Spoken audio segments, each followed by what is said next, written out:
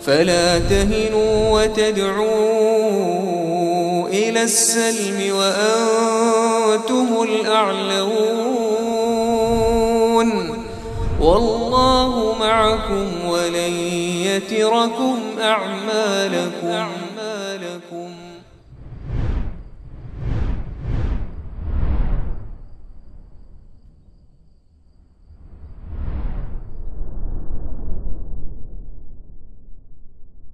Assalamualaikum warahmatullahi wabarakatuh. Innal hamdalillah nahmaduhu wa nasta'inuhu wa nastaghfiruh wa na'udzu billahi min shururi anfusina wa sayyiati a'malina may yahdihillahu fala mudilla lahu wa may yudlil fala hadiya lahu.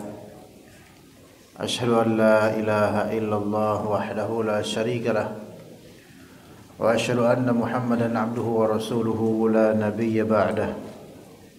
Ya ayyuhalladzina amanu taqullaha haqqa tuqatih wa la tamutunna illa wa antum muslimun. Ya ayyuhan nasu taqu rabbakumul ladzi khalaqakum min nafsin wahidah wa khalaqa minha zawjaha wa batha minhuma rijalan katsiran wa nisaa'a. واتقوا الله الذي تساءلون به والأرحام إن الله كان عليكم رقيبا. يا أيها الذين آمنوا اتقوا الله وقولوا قولا سديدا يصلح لكم أعمالكم ويغفر لكم ذنوبكم ومن يطع الله ورسوله فقد فاز فوزا عظيما. فإن أصدق الحديث كتاب الله وخير الهدي هدي محمد صلى الله عليه وسلم وشر الأمور محدثاتها وكل محدثة بدعة وكل بدعة ضلالة وكل ضلالة في النار. أما بعد, di pembahasan berkaitan dengan tawakal kepada Allah Azza wa Jalla seperti yang telah lampau di majelis kita ini di bulan-bulan sebelum ini, maka kaitan antara tawakal dengan doa serta yakin itu kaitan yang mesti terwujud. Karena tawakal tanpa doa dia bukanlah tawakal, dan tawakal tanpa yakin bukan tawakal.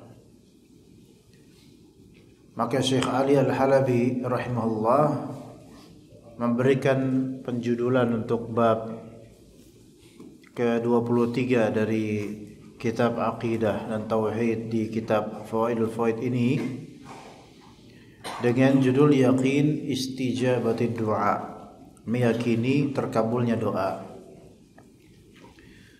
Ada orang-orang yang tenggelam di keputusasaan terhadap Allah Azza wa Jalla. Ada orang-orang yang menyerah kepada apa adanya takdir nantinya. Menyerah kepada Allah dengan takdirnya itu wajib, tetapi maksud dari menyerah di sini adalah dia berhenti berdoa, berhenti berharap kepada Allah, dan berhenti optimis, sehingga kesehariannya dirundung dengan pesimisme, suudzon terhadap Allah, keraguan akan datangnya jawaban dan rahmat Allah, serta mungkin terfikir di benaknya rencana-rencana yang akan merugikan dunia dan akhiratnya, seperti akan melakukan muamalah yang haram atau mencari pekerjaan yang haram, atau bahkan sampai akhirnya sebagian menginginkan mengakhiri hidupnya dengan tangan sendiri. Maka semua itu dimulai dari ketidaktawakalan, kurangnya doa atau tidak yakin dan ragu kepada Allah Azza wa Jalla. Maka majelis seperti ini insyaallah adalah obat bagi yang sedang tenggelam atau menuju ke ketenggelaman atau sedang berada di pantai keraguan. Maka jangan sekali-kali mencicipi asinnya keraguan kepada Allah Subhanahu wa taala yang tidak akan menyembuhkan kehausan. Kita harus meyakini bahwasanya segala sesuatu itu berasal dari Allah Subhanahu wa taala sebagaimana disebutkan oleh Ibnu Qayyim al-Jauziyah rahimahullah taala di kitab Al-Fawaid ini, dan beliau memulai dengan kalimat asasu kulli khairin an ta'lama anna ma sya'allahu kana wa ma lam yasha' lam yakun. Asas, pilar utama bagi segala kebaikan adalah engkau menyadari ini bukan sekedar sadar, tapi betul-betul sadar dan ilmui bahwasanya masya Allahu kan wa ma lam yasha lam yakun. Apa-apa yang Allah kehendaki pasti terjadi, dan apa-apa yang tidak dikehendakinya tidaklah akan pernah terjadi. Ini asasu kulli khair, pilar utama segala kebaikan di kehidupan kita, di mindset kita. Ya. Dan dalam riwayat lain atau hadis lain semakna dengan ini, anna ma asabaka lam yakun liyukhti'aka wa ma akhta'aka lam yakun yusibak. Yang menimpamu itu, mengenaimu itu memang tidak akan melesat darimu, dan yang melesat darimu enggak kena padamu itu memang tidak akan mengenaimu, enggak bakal mengenaimu. Ya, yang melesat darimu tidak akan mengenaimu. Ini akidah, dan ini yang disebut dalam hadis disebut al-yaqin. Ini adalah asas kulli khair, asasnya segala sesuatu, sehingga seseorang bisa merakit azamnya dan keinginannya dengan Allah Azza wa Jalla, karena dia tahu bahwasanya kalau emang itu takdir Allah pasti terjadi, kalau enggak bakal terjadi. Maka dia hidup dengan optimis dan berserah diri kepada Allah Azza wa Jalla, dan yakin bahwasanya kedepannya itu Allah yang atur. Kepasrahan dia adalah kepasrahan terhadap rububiyah Allah Azza wa Jalla, kemahakuasaan Allah Azza wa Jalla, bukan kepasrahan dalam artian pesimis.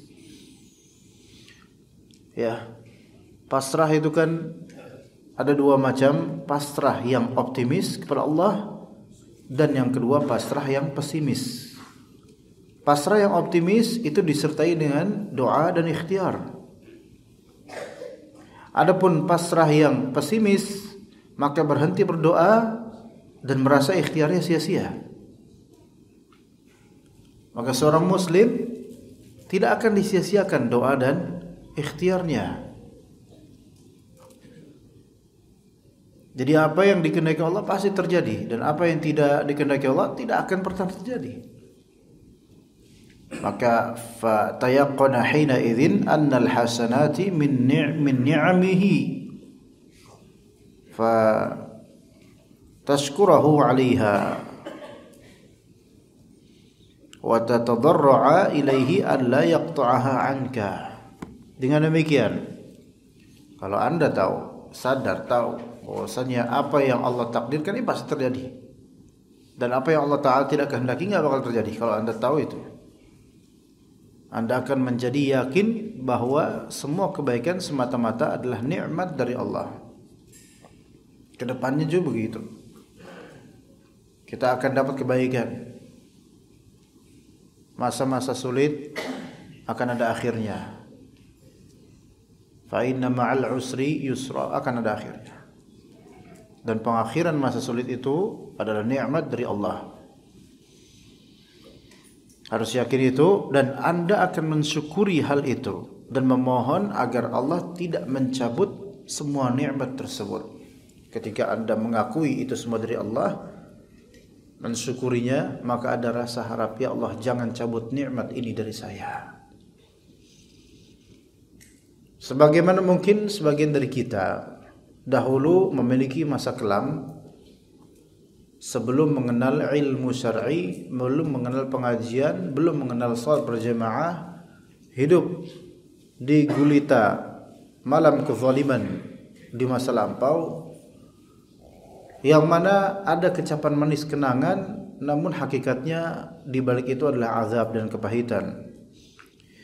Dan kita tidak mau lagi terjerumus ke sana, karena yang telah kita kecap sekarang adalah manisnya iman dan juga nikmatnya ilmu dan amal saleh. Juga nikmatnya berdekatan dengan orang-orang yang mengkiblatkan kalbunya kepada Allah dan hari akhir.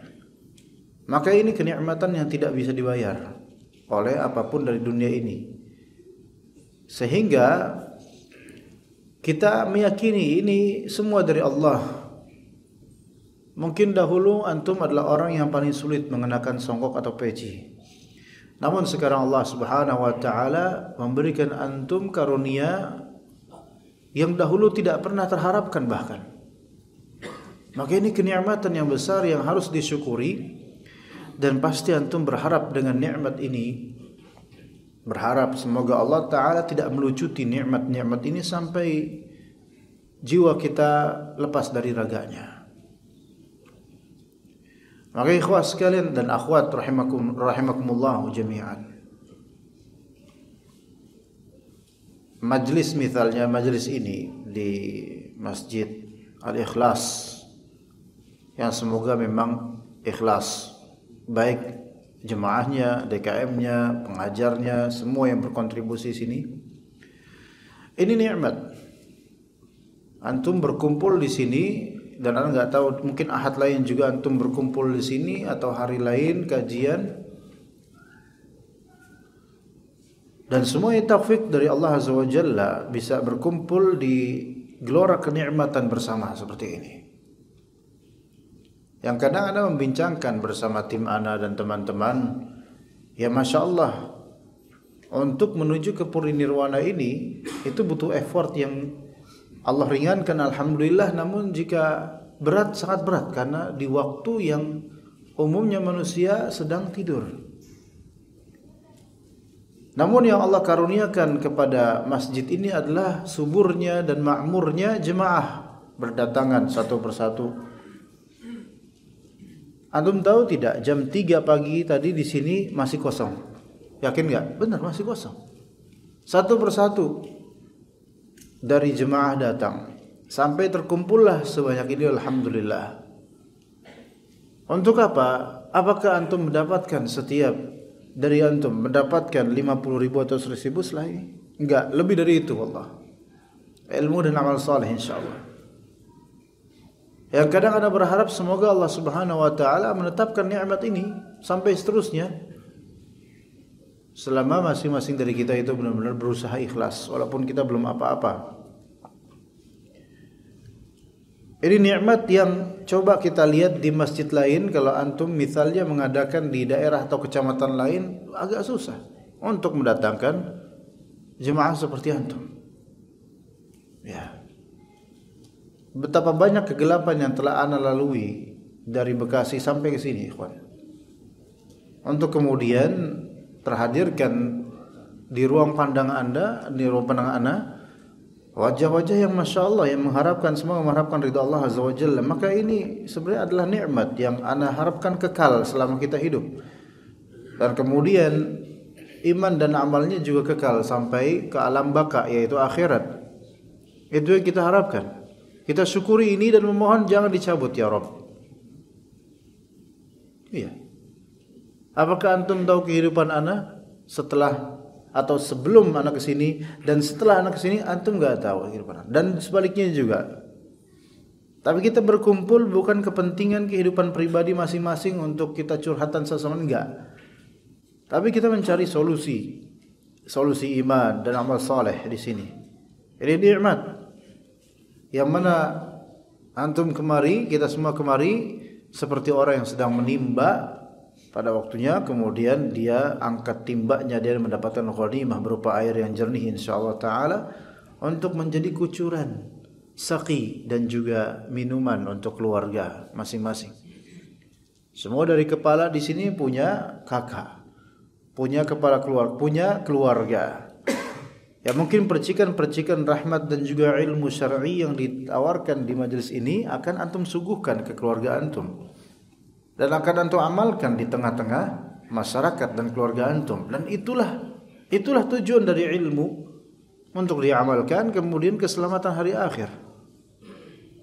Dan kita lihat mungkin beberapa teman kita ada yang futur, yang dulu mungkin ke majelis dan sekarang lenyap dan raib dari dunia kajian, dari kajian-kajian. Allah lebih tahu di mana mereka berada sekarang dan kemana condong hati mereka. Maka ditetapkannya nikmat untuk mencari ilmu ini di qalbu kita, itu adalah karunia tersendiri yang Allah Ta'ala hijabkan dari sebagian orang dan Allah Ta'ala tumpahkan pada sebagian orang, yang itu diantaranya semoga adalah kita. Maka syukurilah dan mohon pada Allah Ta'ala agar jangan mencabut nikmat ini, agar mengekalkan, menetapkan baik dari segi ilmu dan amalan ataupun dari segi ganjaran. Kemudian ikhwah sekalian, di waktu yang sama kata Ibnu Qayyim, wa anna as-sayyi'at min al-khidlan min khidlanihi wa 'uqubatihi fatabtahila ilayhi an yahula bainaka wa bainaha. Ya, agak majuan, mungkin nanti akan ada hamba-hamba Allah yang lain yang datang. Setelah kita tahu kalau itu kebaikan secara syar'i itu semata-mata dari Allah, supaya kita bersyukur dan mohon agar tidak dicabut nikmat itu. Di waktu yang sama Anda menjadi yakin bahwa semua keburukan yang selama ini terjadi adalah dikarenakan khidlan, penelantaran dan hukuman dari Allah. Ya. Jadi semua keburukan yang terjadi di diri kita, di circle kita, itu karena apa? Khidlan, ditelantarkan oleh Allah dan merupakan hukuman dari Allah, sehingga Anda akan memohon kepada Allah agar diselamatkan dari keburukan itu. Jadi kalau ada di antara nasib kita buruk, ya, baik buruk secara syubhat atau buruk secara syahwat dan amalan, atau buruk secara takdir yang terjadi, musibah dan semisalnya, maka itu semua juga merupakan takdir Allah, karena Allah menelantarkan. Allah Ta'ala menelantarkan. Ingat, Allah ketika menelantarkan manusia itu tidak mesti manusia itu miskin. Jangan kira kemiskinan itu pasti karena ditelantarkan oleh Allah. Jangan. Kemiskinan bukan simbol penelantaran, tapi kelalaian, maksiat, alpa itu merupakan bentuk penelantaran. Terkena musibah pun belum tentu juga bentuk penelantaran, belum tentu. Tetapi tidak kembali kepada Allah saat dilanda musibah, itu adalah bentuk penelantaran. Maka manusia-manusia gembel secara syar'i itu adalah yang ditelantarkan oleh Allah Ta'ala dengan dibiarkan maksiat, dibiarkan dengan syahwat, dibiarkan berputar di syubhat. Itu. Adapun orang yang diberikan jatah eksklusif dan eksekutif oleh Allah Azza wa Jalla adalah mereka yang dikaruniai oleh Allah Azza wa Jalla dengan ilmu syar'i dan bisa tetap beramal saleh dalam kondisi apapun. Dalam kondisi sulit tetap beramal soleh dengan kesabaran, bahkan semakin dekat sama Allah. Di kondisi lapang dia beramal soleh dengan kesyukuran dan tetap bisa menghabiskan kenikmatan tersebut di jalan ketaatan. Ini namanya taufik. Jadi ada dua istilah yang juga akan dibahas nanti, yaitu taufik dan khidlan. Taufik dan khidlan, ya. Kita tuh sering dengar taufik. Mungkin di sini ada Pak Taufik, ya, tapi nggak ada Pak Khidlan. Pak Taufik sendiri belum tentu ngerti arti dari nama pribadinya. Ya, apa arti taufik? Ya, taufik. Kayak gitu jawabannya. Nanti kita akan paham taufik. Lawan dari taufik, khidlan. Sekarang kita itu kadang gini loh. Lihat, kita perhatian gak sama anak? Ya. Kalau kita perhatian, kita akan ingin sering bersamanya. Kemudian kita pengen tahu apa sih sekarang kemajuan anak itu. Seperti itu, taufik itu seolah seperti itu. Kalau misalnya anak ini berbuat salah, kita langsung tegur, jangan nak, jangan kayak gini. Ini taufik. Maksudnya taufik sini kita senantiasa membimbingnya, kita senantiasa mengarahkannya kepada kebaikan, kita memperhatikannya dalam maksud yang benar. Adapun khidlan itu penelantaran. Kalau anak kita mau ngapain bodoh amat, mau main PS game jorok udahlah bodoh banget dah. Yang penting dia hidup, makan dah. Maka ini adalah apa? Khidlan, penelantaran. Bagaimana hubungan antara hamba dengan Allah Azza wa Jalla? Ketika antum bersalah, langsung kena teguran oleh Allah. Teguran ini enggak mesti azab ya. Teguran ini kadang-kadang nasihat ya dari hamba Allah, nasihat dari Allah melalui hamba Allah. Cepat ditegurnya, itu sebenarnya taufik dari Allah. Kalau setelah itu antum mengambil ibrah kemudian memperbaiki, itu taufik dari Allah Azza wa Jalla. Lihat bagaimana Nabi SAW ketika beliau sedang melobi dan berdakwah kepada beberapa pemuka orang-orang kafir yang mereka sendiri enggak mau masuk Islam. Kemudian Abdullah bin Umi Maktum yang buta radhiyallahu anhu ketika mendengar suara Nabi sedang melobi atau bicara dengan beberapa pemuka musyrikin, Abdullah bin Umi Maktum ini langsung mendatangi arah suara Nabi SAW dan kemudian bertanya tentang suatu perkara yang dia butuhkan jawabannya. Maka Nabi SAW kemudian apa? Tidak abasa wa tawalla, berpaling muka dan juga agak sedikit bermuka masam. Allah Subhanahu wa taala langsung memberikan tanbih dan teguran kepadanya. Padahal ini adalah kesalahan, tanda kutip, kesalahan yang sifatnya manusiawi dan dimaklumi. Tapi Allah Subhanahu wa taala serta-merta memberikan nasihat pada Rasulullah dan dilegendakan nasihat tersebut di juz amma abasa wa tawalla. Inilah taufik jemaah sekalian. Berbeda dengan khidlan, itu ditelantarkan, yaitu Allah tidak peduli. Tetap Allah kasih rezeki, namun Allah tidak peduli. Tidak peduli rezeki tersebut dibiarkan oleh Allah Azza wa Jalla untuk dia jadikan sebagai ladang dosa dan maksiat. Allah Ta'ala biarkan.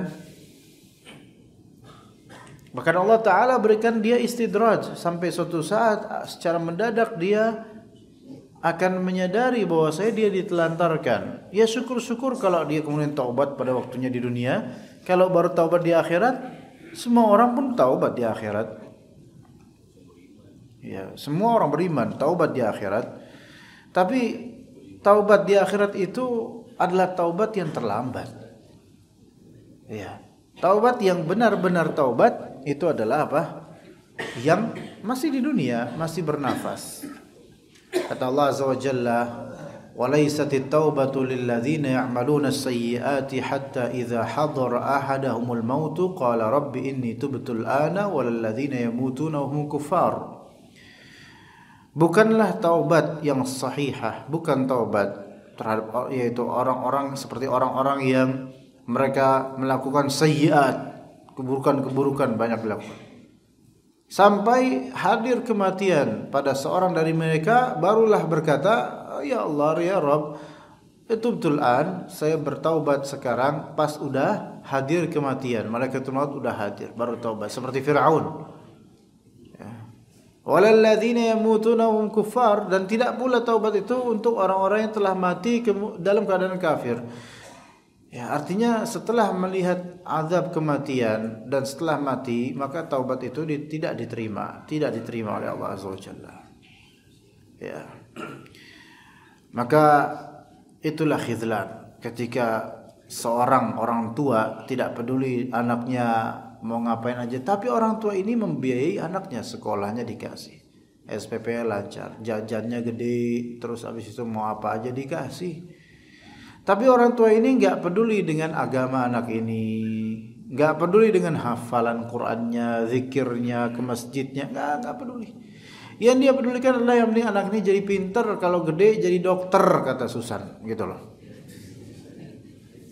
Kalau gede mau jadi apa? kepingin pinter, kepingin jadi dokter, apa gimana sih? Lah gitulah pokoknya lah.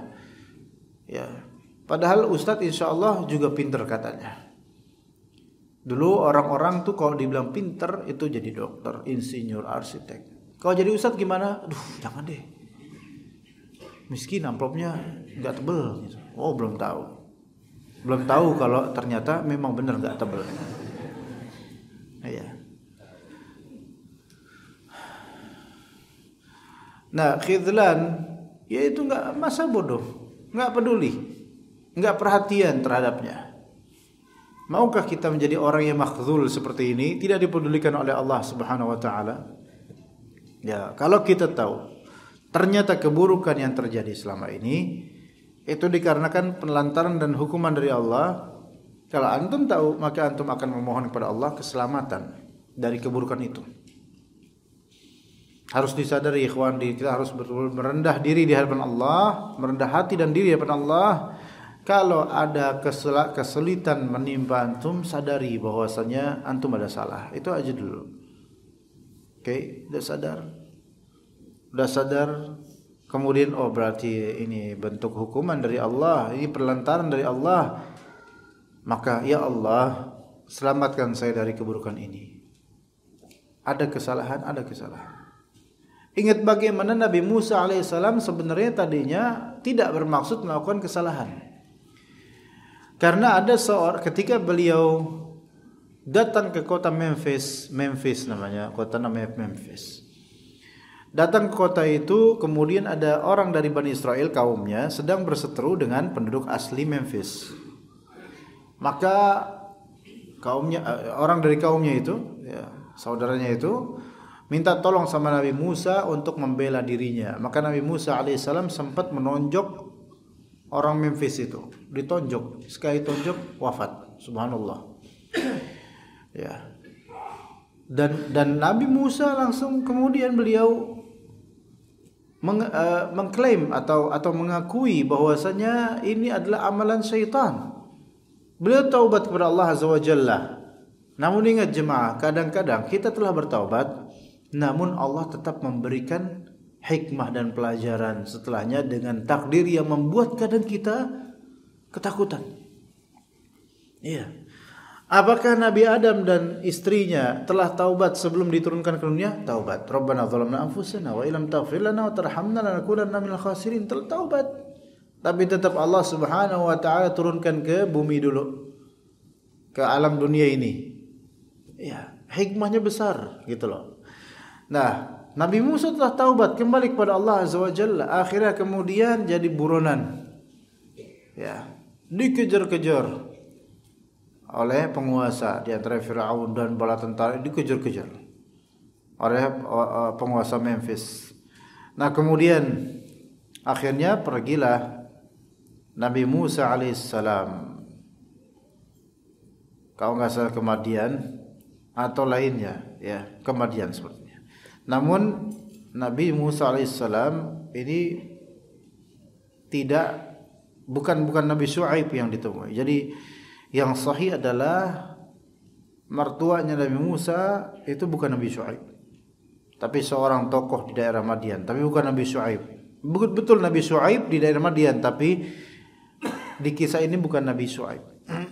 Di surat Al-Qasas awal-awal kisahnya ada. Ketika Nabi Musa telah taubat, maka jadi buronan. Takut enggak? Takut. Dan itu ketakutan yang sifatnya tabi'i, manusiawi. Sampai Nabi Musa bilang, Rabbi najjini minal qaumidz zalimin. Ya Allah, selamatkan saya dari kaum yang zalim.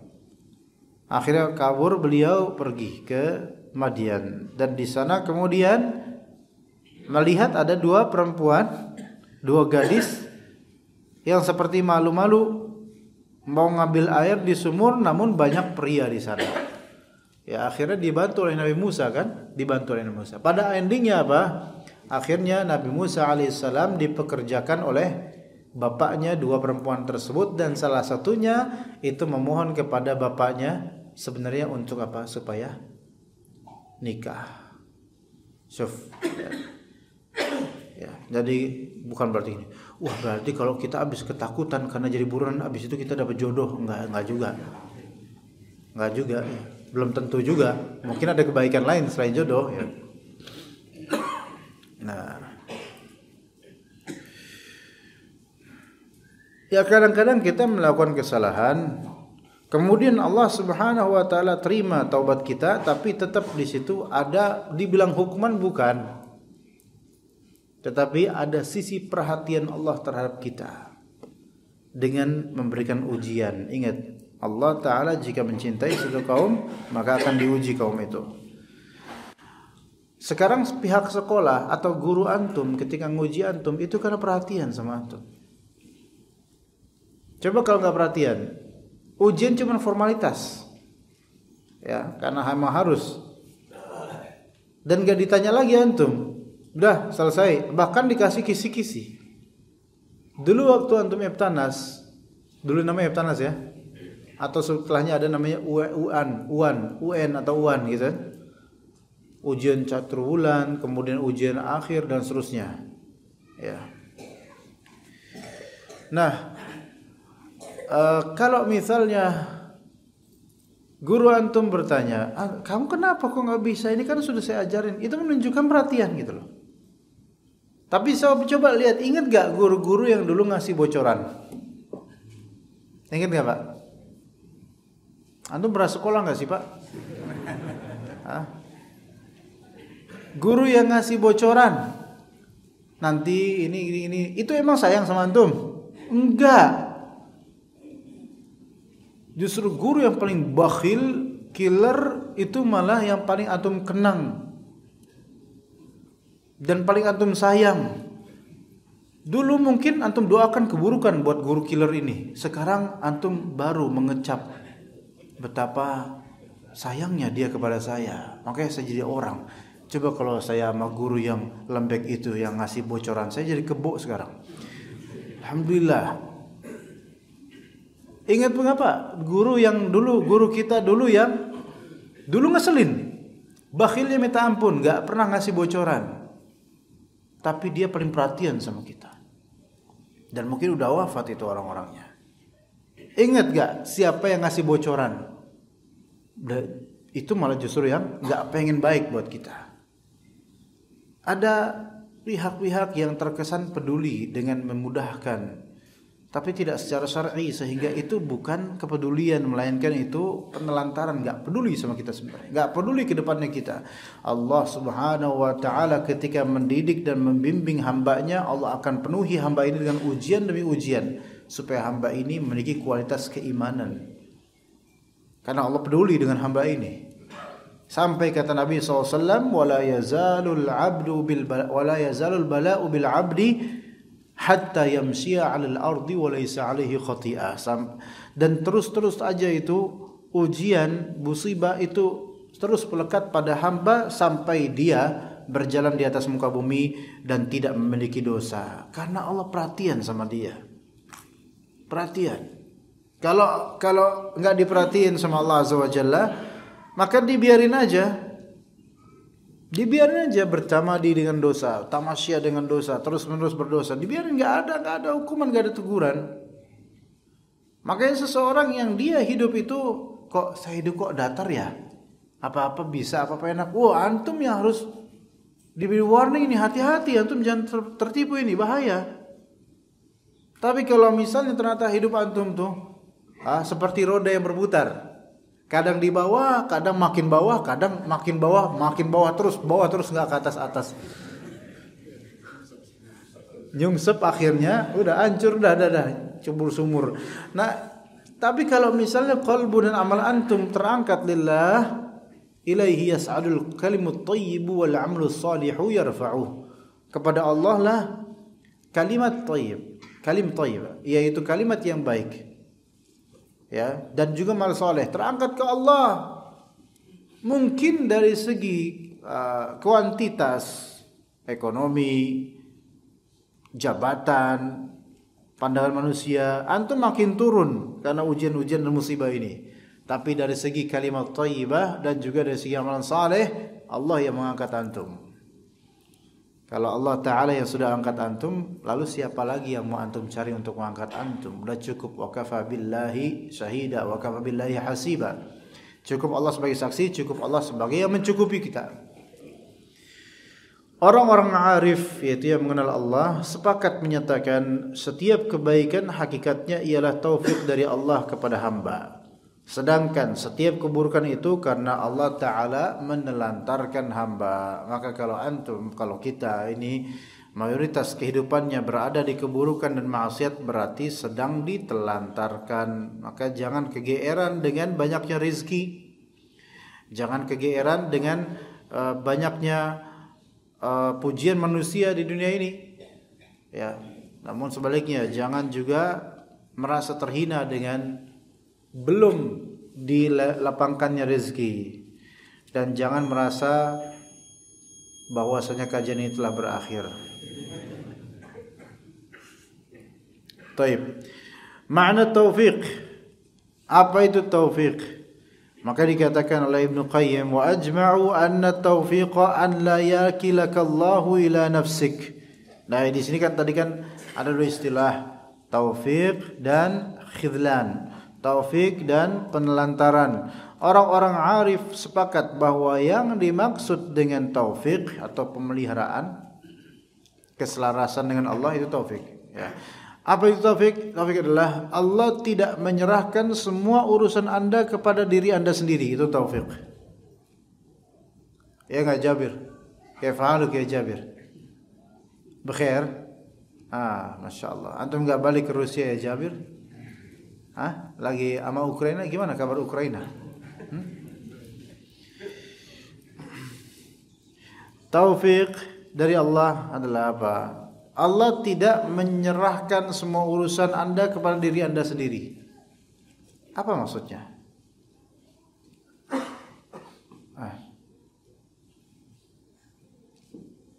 Oke, kita bisa pahami itu ketika kita memahami khidlan.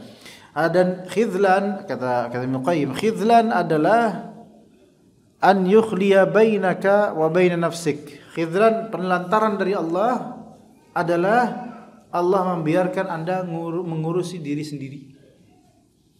Anda sendiri.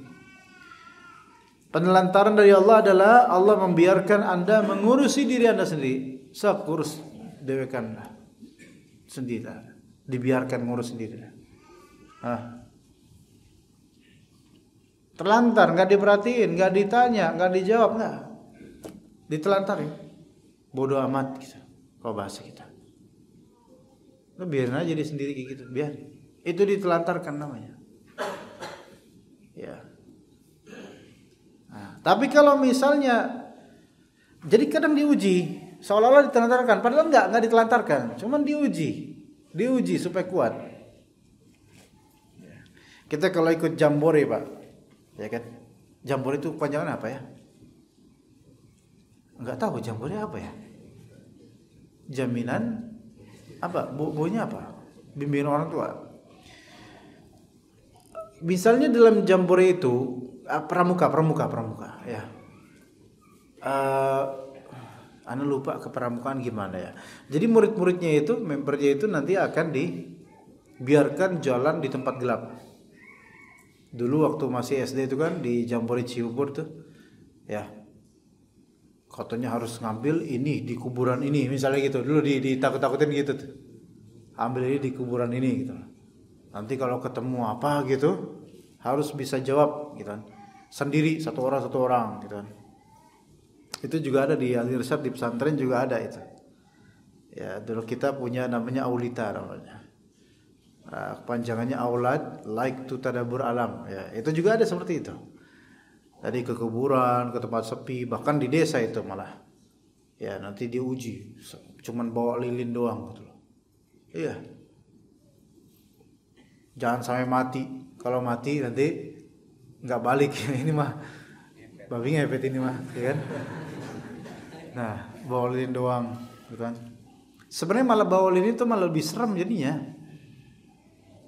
Kalau nggak bolehin kan gelap gitu kan, kita bisa lebih ngelihat ya, karena udah terbiasa gitu, mata mencocokkan beradaptasi dengan gelapnya malam gitu, sehingga bisa lebih melihat tumbuhan-tumbuhan pohon dan kau bisa melihat pocong gitu misalnya.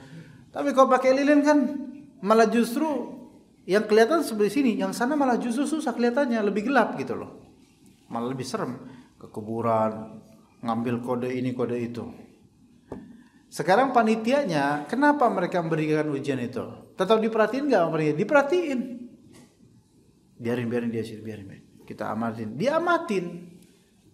Kadang-kadang Allah Azza wa Jalla memberikan ujian pada hambanya supaya kuat dan Allah perhatikan hamba ini. Allah perhatikan dengan ujian itu, diperhatikan. Dan Allah bimbing dia untuk menghadapi ujian itu. Makanya ada hadis yang menyebutkan bahwasanya ada seorang hamba yang Allah Ta'ala posisikan dia di surga itu tempatnya tinggi. Namun ketika Allah lihat amalan dia, amalannya nggak cocok dengan posisi tinggi ini, amalannya masih terlalu rendah, maka Allah berikan musibah yang bertubi-tubi. Dan Allah Ta'ala bimbing dia supaya sabar di musibah itu, sehingga dia booster iman dan booster amal, booster pahala juga, baru dia dapat apa? Posisi yang memang sudah disediakan buat dia. Maka kalau ada ujian musibah yang menimpa antum bertubi-tubi, belum selesai, dapat lagi musibah, dan antum makin dekat sama Allah, itu mungkin antum insyaallah. Itu mungkin antum yang akan mendapatkan posisi tinggi, insyaallah husnuzon gitu. Bukan berarti dapat ujian kemudian antum tidak diperhatikan. Justru dapat ujian malah justru bentuk perhatian Allah kalau selama antum terbukti bisa kembali kepada Allah dan dekat padanya. Begitu kan? Seperti misal panitia yang tadi. Mereka mengawasi para santrinya, para pasukannya, para anak buahnya diawasi, dan pada akhirnya mereka akan melihat siapa udah terkumpul semua belum. Oh, kurang satu, dicari. Coba kalau udah terkumpul semuanya 45, berapa yang kumpul? 1, 2, ayo berhitung. Ternyata cuma 35 lah. 10 kemana nih? Udah biarin aja, mati juga gak apa-apa. Nah ini berarti penelantaran. Biarin ngurus dia sendiri mereka. Gitu. Ya. Tadi malam Anda lewat Caman. Tahu Caman gak Pak? Bukan. Itu Cawang. Jakarta Timur itu Cawang. Caman ini di Bekasi Pak. Di galaksi lain. Nah, Caman. Anda lewat jalan raya Caman gitu kan. Anda melihat ada seorang nenek tua nggak pakai sendal, kelihatan Jawa, nenek Jawa gimana ya? Nenek tua kurus dari Jawa. Itu kan kelihatan dari apa ya? Susah. Pokoknya nggak tahu kok orang Jawa nih kayaknya. Iya, postur tubuh dan gesturnya itu kelihatan orang Jawa nih. Lagi di pinggir jalan raya, ngeringkuk gini sambil dia ternyata bawa ini loh. Apa namanya yang sound system itu, speaker gitu, dangdutan. Tapi nggak keras suaranya. Ya, ngeringkuk gini terus kayak pakai kain jarik, terus udah tua gitu loh. Cucunya berapa nggak tahu. Mungkin udah punya cicit kali itu, nggak tahu berapa dinasti di bawahnya. Tua itu. Dan itu diem gitu. Orang-orang kan pada lewat, mobil berapa ratus, berapa ribu mobil motor lewat, itu nggak ada satupun yang menyapa dia. Ini namanya apa? Ditelantarkan nggak sama orang-orang? Ditelantarkan karena nggak peduli. Dan kalau antum lihat sekarang ini dengan banyaknya krisis di banyak rumah tangga, antum akan melihat ketidakpedulian banyak orang terhadap orang asing itu semakin tebal, semakin meningkat. Karena apa? Saya aja susah. Gimana sih mau peduli sama orang itu? Saya nggak kenal, dia mungkin intel. Kan mikirnya gitu. Oh, belum tentu juga dia baik sama kita, bisa aja dia nipu dan seterusnya. Nggak berpikir boleh jadi itu malaikat. Gitu. Masa malaikat jadi ibu-ibu, ya kan gitu. Tapi kita nggak tahu. Semua orang yang lewat gak ada yang peduli. Dan ini kita temukan di banyak sekali tempat gembel-gembel seperti ini. Anda gak menghina ya, bukan menghina, tapi kan bahasa kita kan gembel itu namanya. Yang ditelantarkan. Anda deketin kemudian.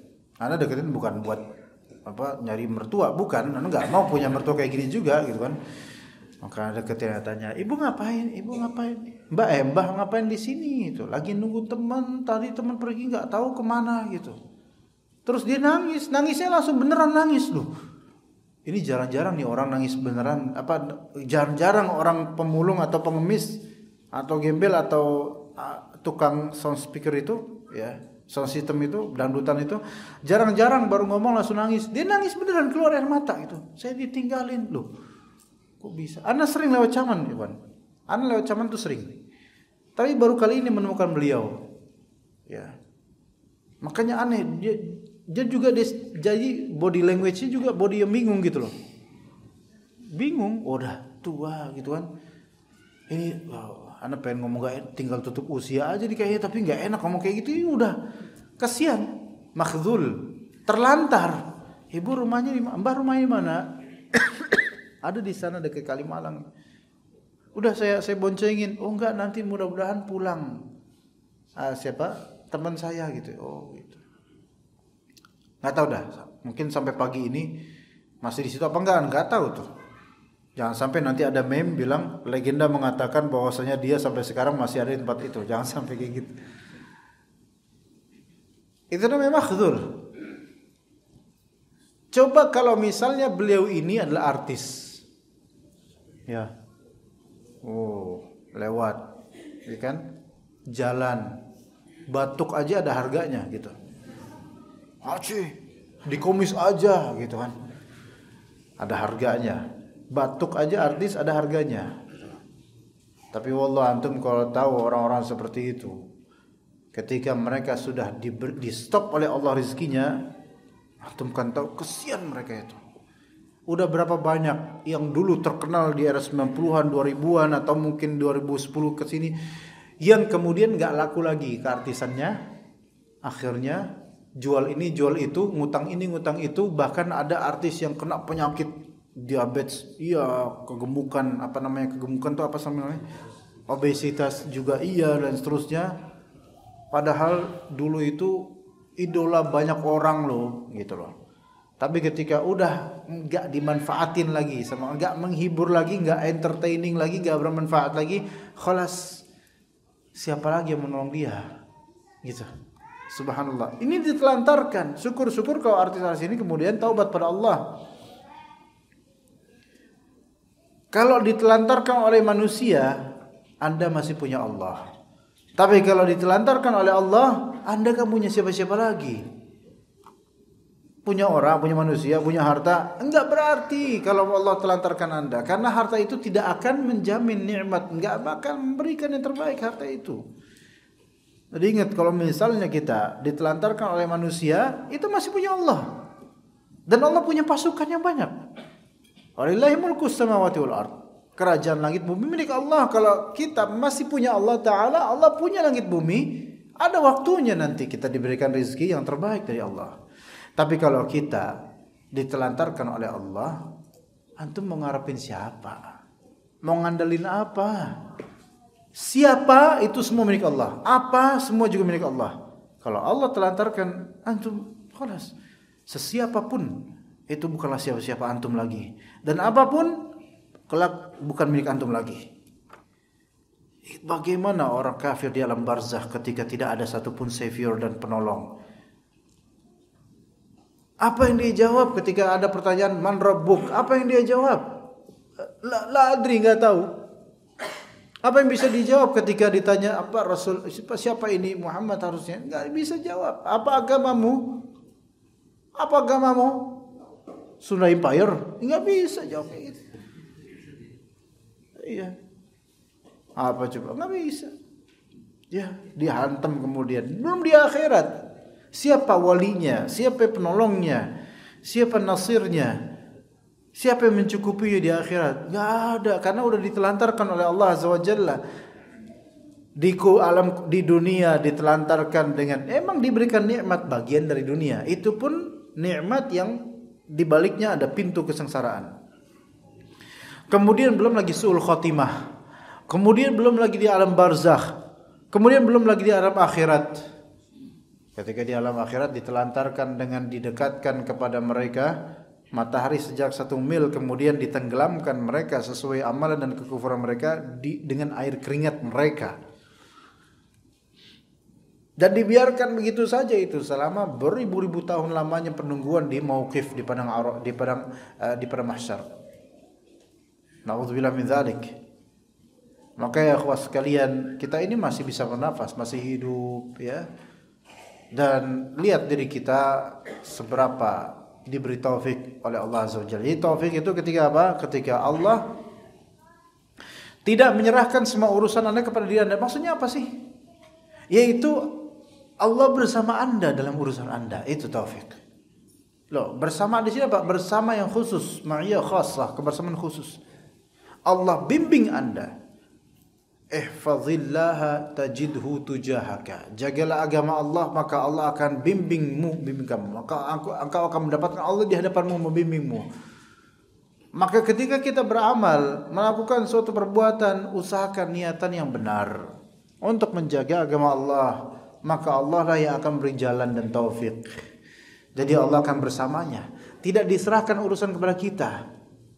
Ingat di antara doa zikir pagi petang, ya hayyu ya qayyum bi rahmatika astaghits. Aslih li sya'ni kullah wa la takilni ila nafsi tarfata ain. Aslih li sya'ni kullah, yaitu berperbaiki urusan saya seluruhnya ya Allah, dan janganlah engkau serahkan sedikit pun, sekejap mata pun urusan saya kepada saya. Semua harus dengan bimbinganmu ya Allah. Bahkan dalam urusan urusan nyelamatin semut aja, semut kan binatang nggak bersalah. Misalnya dia terancam tenggelam atau bukan tenggelam, terancam ngambang di air, antum mau selamatin. Dalam urusan kecil gitu aja, antum minta taufik dari Allah supaya bisa melakukan yang kecil ini, sehingga Allah mudahkan. Itu dalam urusan kecil sekali. Dan boleh jadi semut itu ketika diselamatkan kita nggak tahu bahasa dia, mungkin berterima kasih kepada antum, berterima kasih mungkin, tapi bahasa dia, dan Allah mendengar semua bahasa dan semua ucapan dari makhluknya, kita nggak tahu. Dan boleh jadi dengan sebab itu yaitu menyelamatkan semut ya, dan semut nggak bersalah, kita selamatkan, dia minta kepada Allah Azza wa Jalla, dia berdoa kepada Allah Azza wa Jalla, dia minta sama Allah Azza wa Jalla, dan Allah bersyukur kepada perbuatan kita, diselamatkan kita dari azab akhirat. Mungkin aja, bukan nggak mungkin loh itu. Ya, kecilnya semut di mata kita itu jauh lebih kecil di mata Allah Azza wa Jalla. Maka ketika kita itu bisa menyelamatkan semut yang kecil seperti itu, Allah Ta'ala lebih mampu menyelamatkan kita dari kesulitan dan azab. Itulah taufik ikhwas sekalian. Ya. Dan kadang-kadang ketika mengalami perjalanan menuju amal saleh, Allah tetap memberikan taufik, tapi memberikan ujian, tapi tetap Allah jaga diri kita dengan ujian itu. Iya. Pertanyaan anak, siapa di antara antum yang datang ke sini naik motor dan ngantuk? Alhamdulillah enggak tadi, alhamdulillah. Karena enggak, makanya anak ngomong gini. Coba pas tadi lagi ngantuk, anak enggak enak ngomong gini. Karena anak pelakunya juga. Tapi alhamdulillah tadi enggak. Ayo siapa? Angkat tangan Pak, biar kita bully di sini. Ayo. Enggak bakal ada yang angkat tangan. Hah? Kenapa nyampe? Itu dia. Ayo, so. Kenapa nyampe? Padahal ngantuk-ngantukan. Udah gitu jalan diblokir lagi. Iya, lewat pedalaman, tempat-tempat udah diblokir jalan. Belok kemana? Allahu a'lam. Nyari Google Map-nya, Google Map juga bilang wallahu a'lam. Coba. Bingung juga Google Map-nya disuruh sini ini kemana ini? Takutnya nanti kan ke jurang nanti ini. Ya alhamdulillah. Sampai juga. Ya, siapa yang kemari? Dari mana, mungkin dari Jalan Raya Bogor atau dari mana? Ngantuk. Pas diblokir jalan baru enggak ngantuk. Ya, karena bingung. Betapa seringnya kita itu datang ke kajian mungkin dalam keadaan malas, ngantuk, tapi kita berusaha untuk bangkitkan diri. Dan ternyata sampai juga, dan ternyata sampai kajian banyak teman-teman, dan ternyata semua teman-temannya juga merasakan hal yang sama. Tadi antum ngantuk gak? Iya. Sekarang ngantuk gak? Makin mungkinan gitu. Tapi Tapi ternyata alhamdulillah Allah berikan taufik, itu kemudahan dari Allah. Dengan adanya ujian ngantuk itu, kita ternyata seuji-ujiannya, diuji-ujinya kita, apa sih bahasanya? Betapa diujinya kita, kalau Allah tetap pelihara kita, sampai juga. Gitu loh Pak. Ya. Seberapapun berat diujinya kita, kalau Allah beri taufik, ya nyampe juga insyaallah. Tapi seberapa mudahnya perjalanan, kalau Allah nggak beri taufik, ya nggak nyampe-nyampe. Nggak nyampe-nyampe. Gitu. Hah? Ada pertanyaan? Kalau ada pertanyaan cepat-cepat Pak. Karena bisa tiba-tiba mendadak menghentikan kajian ini dan langsung pulang ke Bekasi. Ya. Baik, jadi selama pangkal segala kebaikan adalah taufik dan ia berada di tangan Allah, bukan di tangan hamba, maka yang menjadi kuncinya adalah disebutkan di sini oleh Ibnu Qayyim ada 4. Kunci taufik, kunci hidayah ada 4. Ya, kunci taufik disebutkan di sini ada 4. Yang pertama doa. Jadi pangkal segala kebaikan kan taufik, dan dia di tangan Allah, bukan di tangan antum, bukan di tangan hamba. Maka kalau tahu itu, antum perlu taufik itu. Kunci pertama doa. Itu. Jadi berdoa itu antum seperti mendapatkan kunci. Kenapa Mas Bro? Kenapa antum? Kok kayak gini, kayak memukul anak? Hah? Antum gak suka sama anak? Anak sering lihat wajah antum loh di sini. Antum selalu di depan ya. Semoga Allah Ta'ala jadikan antum terdepan ke surga Allah Azza wa Jalla. Amin. Dan juga semua jemaah sini. Nah, jadi yang pertama doa. Doa itu disebutkan di sini di antara kunci adalah doa. Berarti doa adalah kunci. Orang yang punya kunci, adalah orang yang bisa membuka. Orang yang nggak punya kunci, ya nggak bisa membuka. Maka kalau antum diilhamkan untuk berdoa, untuk minta sama Allah, berarti antum akan mendapatkan kunci loker rezeki itu insyaallah. Ya, itu yang pertama. Kedua, disebutkan oleh Ibnu Qayyim di sini al-iftiqar. Al-iftiqar itu adalah merasa membutuhkan Allah. Iftiqar, merasa fakir, merasa butuh sama Allah. Jadi ada 2 orang berdoa. Sama-sama doa, doanya sama. Yang satu doa karena sebatas rutinan, yang satu doa karena benar-benar merasa berkebutuhan. Pasti beda jawabannya. Ada kalanya antum doa karena formalitas. Ada kalanya antum berdoa karena kepepet. Biasanya kepepet ini yang dikabulkan. Iya. Dan betapa banyaknya orang yang berdoa ketika lagi lapang namun datar, sehingga ya datar. Dan ada lebih banyak lagi orang yang berdoa ketika sudah terjepit nggak ada jalan lain, maka cepat dikabulkan. Iya.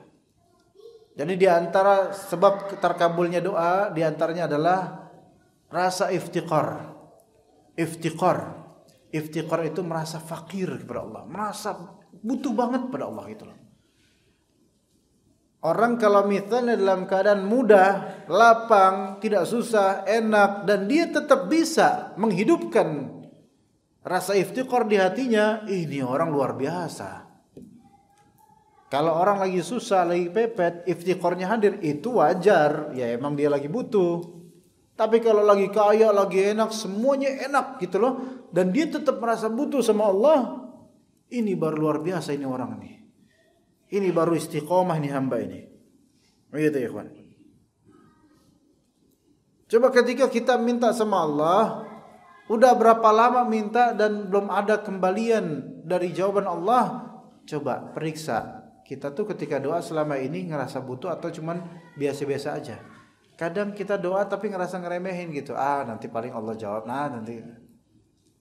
Bukan doa yang benar-benar butuh gitu, bukan. Maka merasa butuh sama Allah itu kunci. Ya ayuhan nas antumul fuqara'u ilallah wallahu huwal ghaniyul hamid. Wahai manusia sekalian, kalian itu fakir kepada Allah.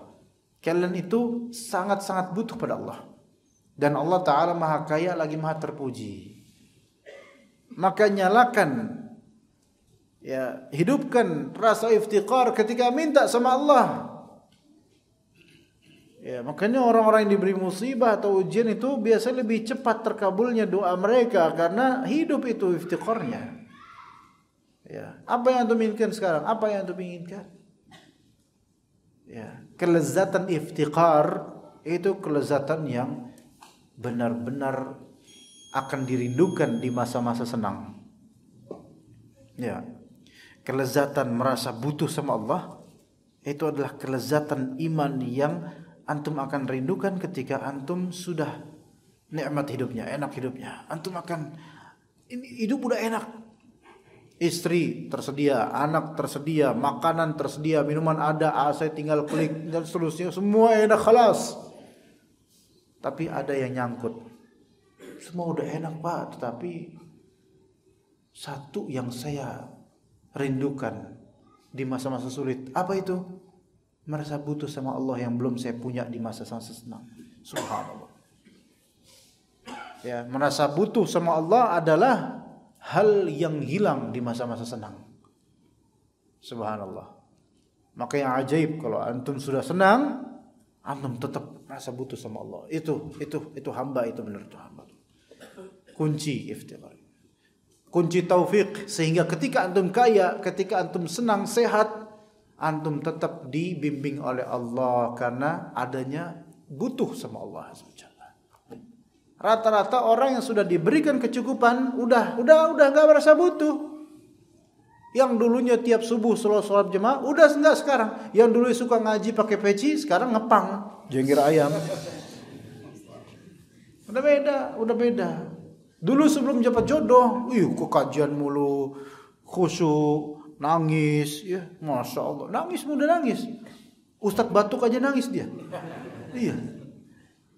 Di balik tirai, di Blok M Square, di balik tirai nangis dia. Dengar kata kajian, selama ini saya ternyata gini, ya Allah. Ya. Belum dapat jodoh, jomblo. Selama ini saya ternyata jomblo, saya baru sadar kok saya jomblo, ya Allah. Gitu kan? Ya.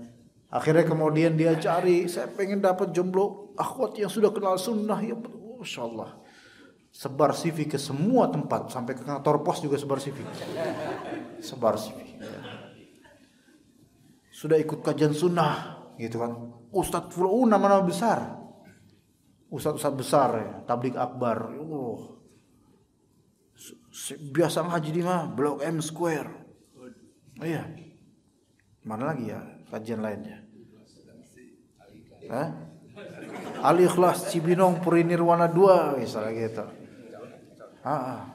Dan seterusnya ya, Mias, Sukma Jaya ini dan seterusnya. Masjid-masjid yang masyhur gitu kan. Nah, setelah dapat jodoh, kajian bukan jodohnya lagi, udah lupa. Dapat jodoh, udah. Ya udah nggak ngaji lagi. Dan ini dapatkan beberapa seperti itu. Ya, udah nggak pakai peci lagi, udah hilang. Bahkan mungkin udah mati, mungkin tuh orang nggak tahu, udah tuh. Nggak ada, nggak ketemu murid-murid yang seperti itu. Ada beberapa yang hilang, udah kelas. Abis nikah hilang. Udah nggak punya komunitas, nggak punya teman-teman sunnah lagi, nggak ada kelas. Udah mendapatkan mungkin yang dia inginkan. Lihat orang-orang seperti ini mungkin ketika sudah jauh dari pengajian, suatu saat mudah-mudahan dia akan rindu masa-masa dulu ngaji, mudah-mudahan ya, sehingga kembali lagi ngaji. Atau ketika udah kena dengan pengajian, nikmat dengan materi-materi yang sifatnya ilmiah dan juga ke akhirat, ketika Allah uji dengan maksiat yang bertubi-tubi maksiatnya, kemudian lupa pengajian, udah ke komunitas lama, komunitas jahiliyah itu, mungkin ada titik di mana akhirnya saya jenuh juga dan maksiat. Dan ternyata selama ini saya itu kehilangan, yaitu apa? Iftiqar, butuh sama Allah Azza wa Jalla. Dulu masa-masa butuh sama Allah, pengen nyari jodoh, saya ke Allah terus. Setelah dapat jodoh, saya udah lupa sama Allah, hilang iftiqarnya. Itu kunci yang kedua. Kunci yang ketiga, kata Ibnu Qayyim al-Jauziyah rahimahullah, setelah iftiqar, yaitu sidqul laja. Apa itu sidqul laja? Yaitu berserah diri dengan tulus. Berserah diri dengan tulus, yaitu mencari naungan, bernaung pada Allah, berserah diri dengan jujur, dengan tulus. Itu juga kunci. Kejujuran dan ketulusan itu gerbang yang membuka pintu hati begitu luas, jemaah. Karena ketidakjujuran dan ketidaktulusan itu menyempitkan sebenarnya. Ya enggak? Antum kalau enggak jujur, pasti antum berusaha untuk menjaga kedustaan antum. Ya. Dan antum akan sibuk dengannya. Itu. Antum kalau enggak jujur, ya, antum akan sibuk untuk menutupi kedustaan antum.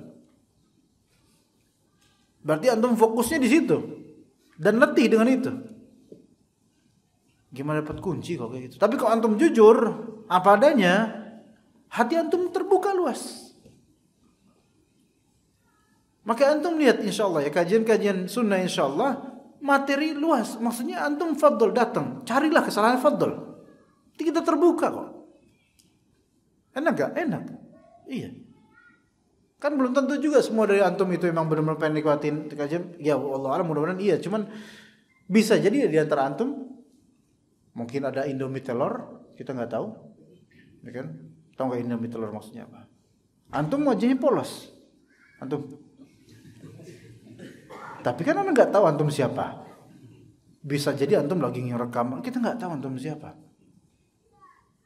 Dan antum akan sibuk dengan menutupi identitas antum.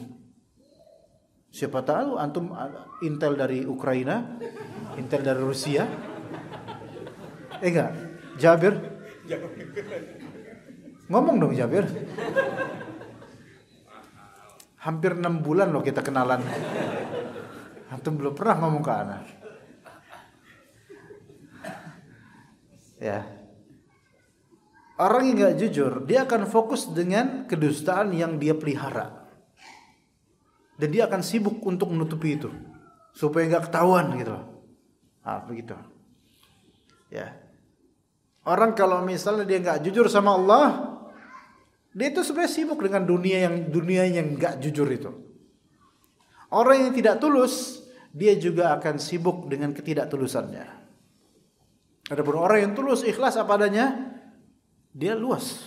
Makanya kejujuran dan keikhlasan, ketulusan itu sebenarnya adalah kunci membuka gerbang lapangan yang luas, yang siap untuk antum mau kemana aja fadhal. Enggak. Coba Ahlussunnah yang tauhidnya misalnya memiliki tauhid akidah benar, antum kalau lihat kuburan takut enggak, Pak? Anda nanya bapak-bapak, kalau ibu-ibu takut, kalau bapak-bapak enggak tahu.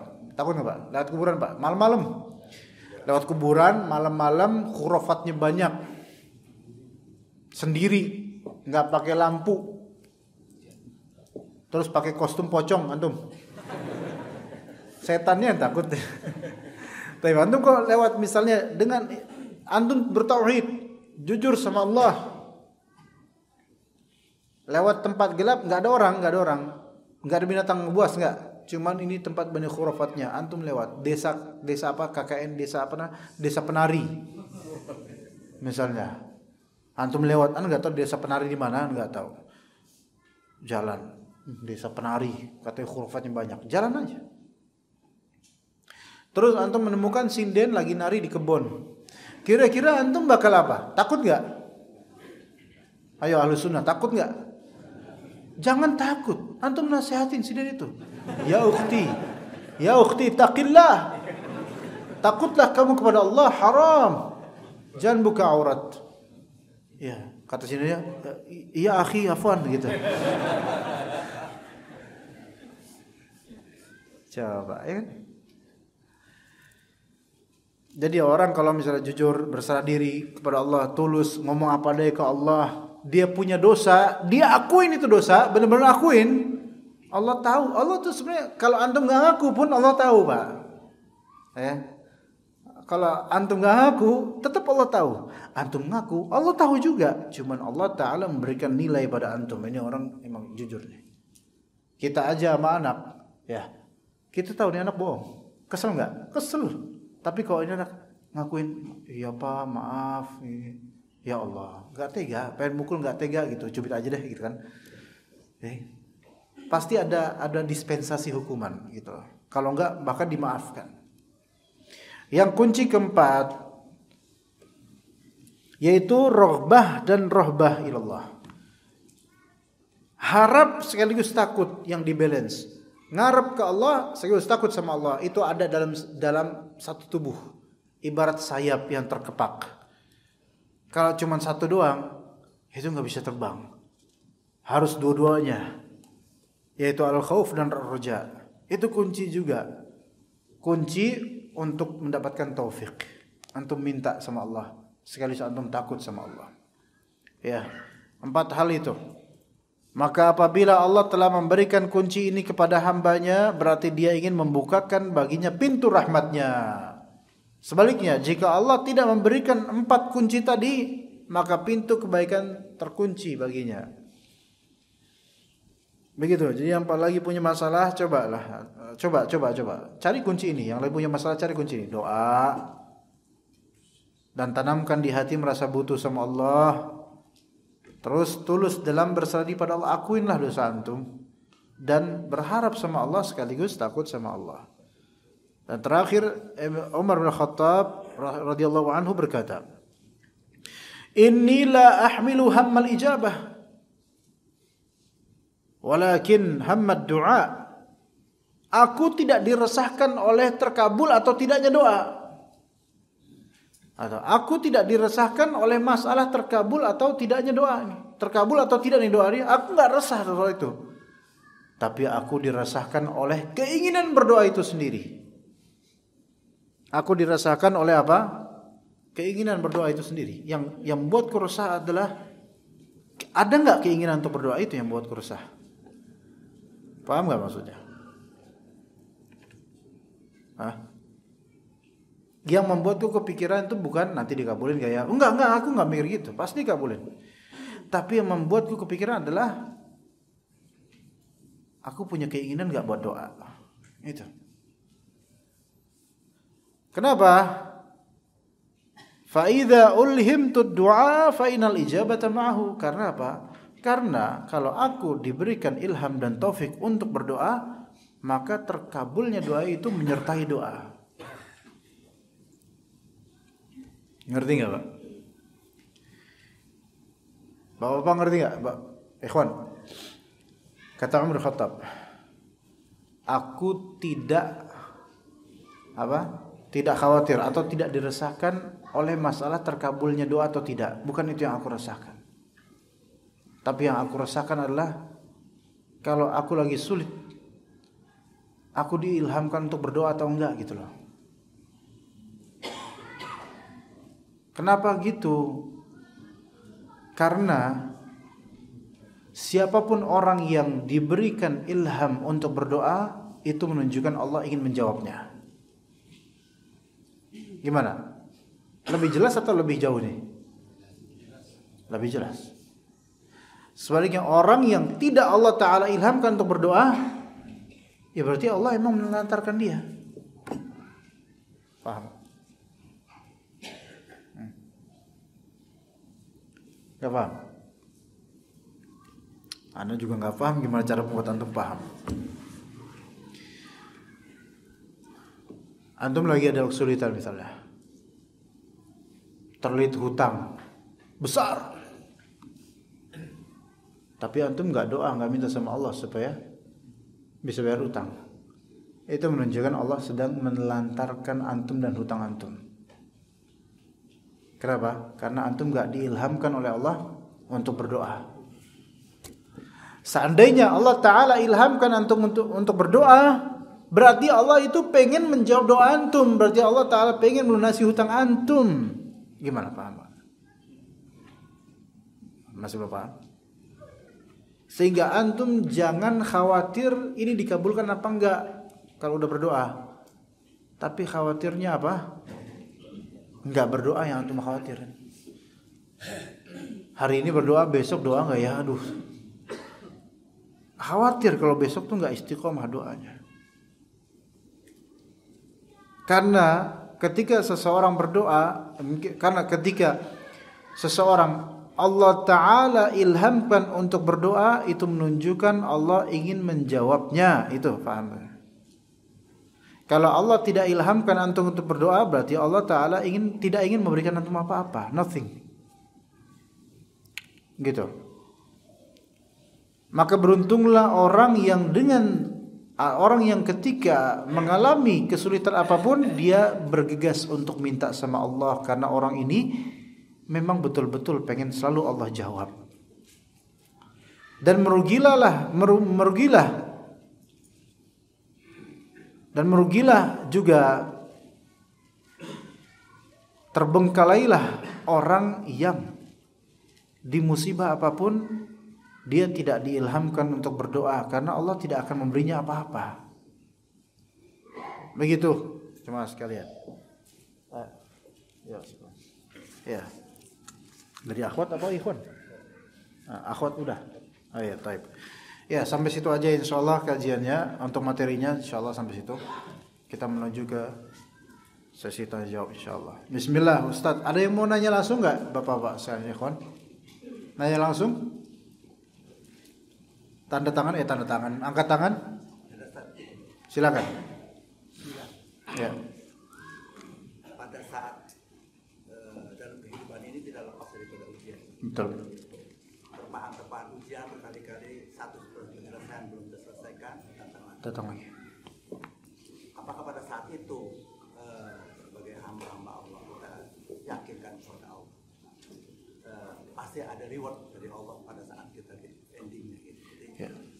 Bertubi-tubi secara akal manusia kok Bisa. Ya. ternyata reward kita yakin ada reward. Ya. Apakah boleh gitu? Ya, taib. Taib, jazakallahu khair, Pak. Jadi beliau bertanya, hidup ini kan gak lepas dari ujian. Kadang kita mengalami ujian, belum selesai itu ujian datang lagi, bahkan bertubi-tubi dengan jenis ujian lainnya gitu. Apakah boleh kita itu beranggapan dan husnudzan kepada Allah bahwasanya di balik ini pasti ada reward dan ganjaran? Bukan boleh, wajib. Wajib bagi kita untuk meyakini bahwasanya di balik ujian ini ada kebaikan dari Allah, ganjaran dunia maupun akhirat.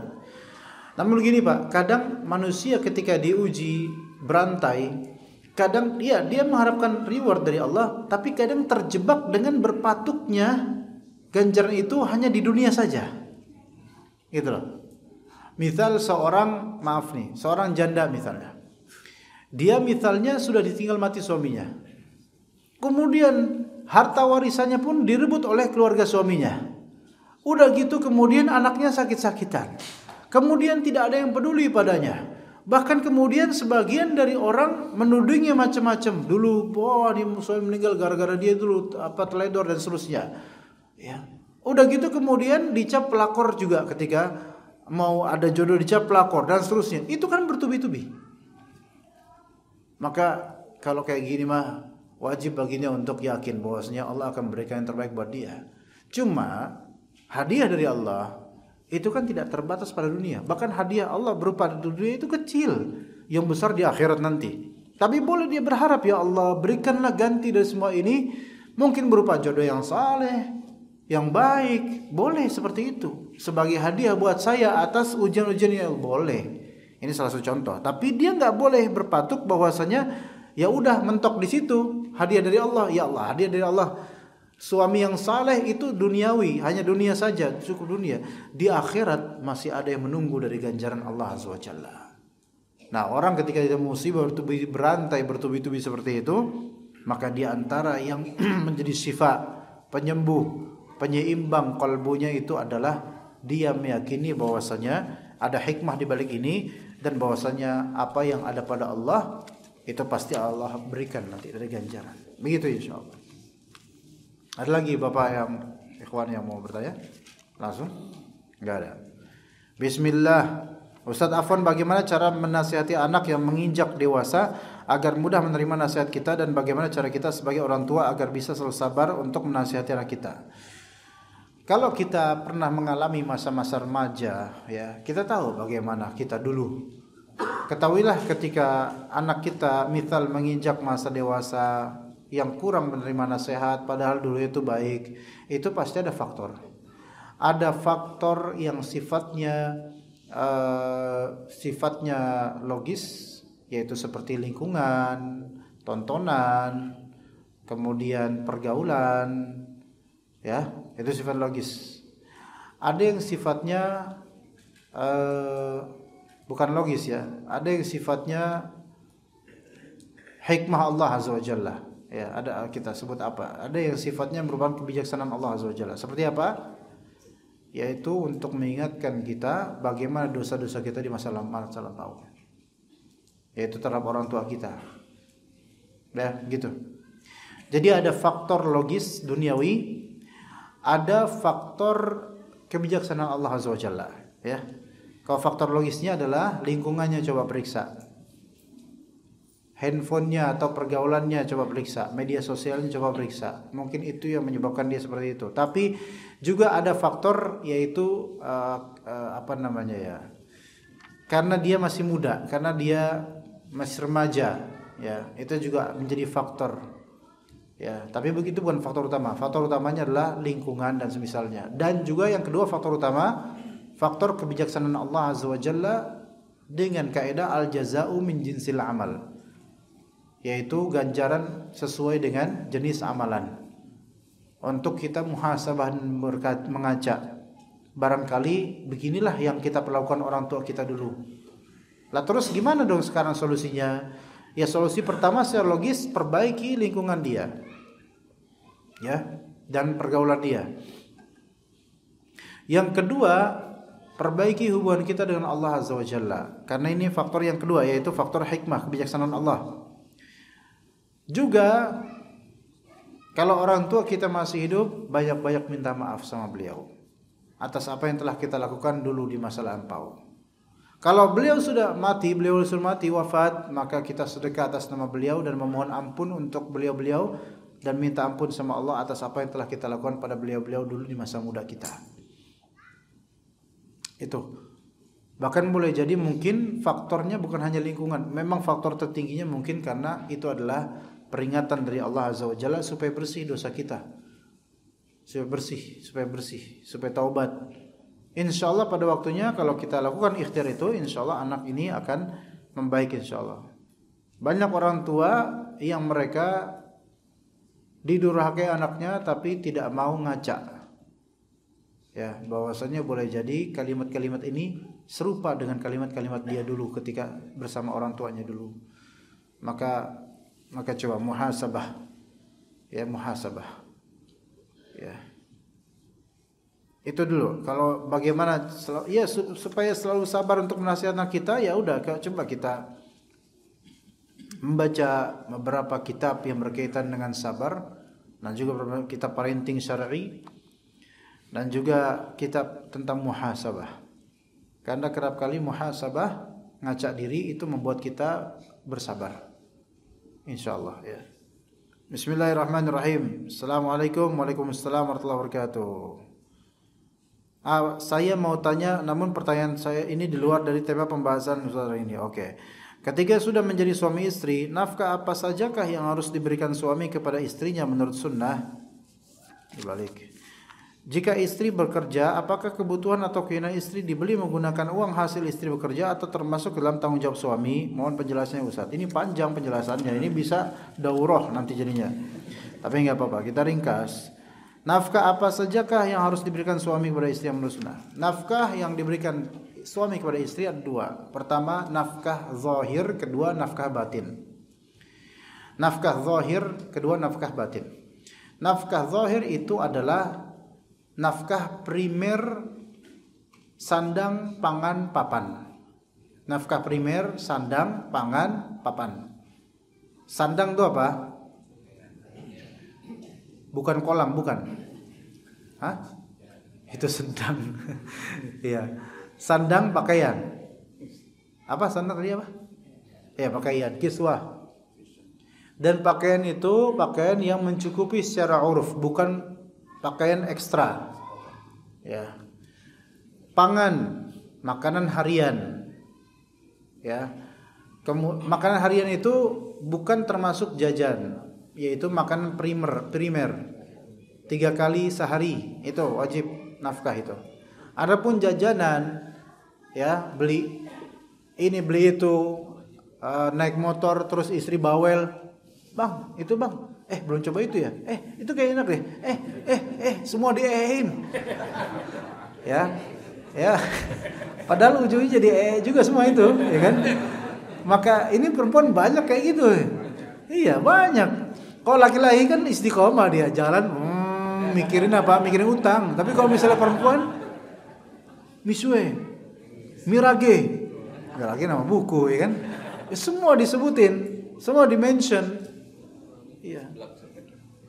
Kalau antum lihat bedanya laki-laki pasangan suami istri itu, ya bedanya kalau suami dia tetap aja fokus di jalan, kecuali kalau ada akhwat tuh baru dia fokus dia.